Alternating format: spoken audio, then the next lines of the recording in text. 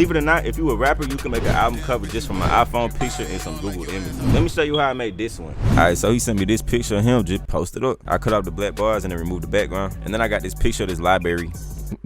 My bad, I'm commentating. I made him stand inside of it. I used a stamp tool to extend the floors. They resized the whole image to make it fit. I separated the first archway and then added some shadows to give it some depth. And then I got this newspaper that said fake news. I thought that bit was kind of tough, so I threw it in there. Then I wanted to make it look like it was a bunch of papers and books flying off the shelves. So I got these papers, I turned them black and white and then warped them a little bit and then duplicated them a few times. And then I went back to the newspaper. You know, I got ADHD, whatever the hell that shit called.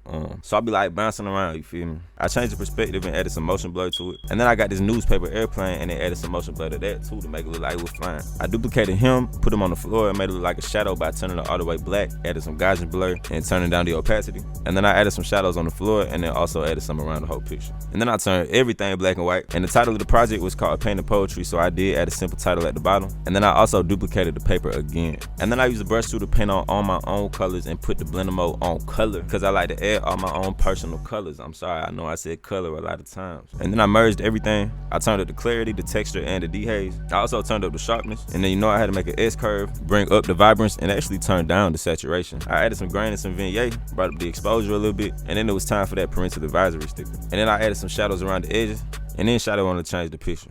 So I'm like, damn. But I did it. And then this ended up being the final result. If you want me to make you an album cover, just DM me or go to kscxxp.net. Right now they are $69.99.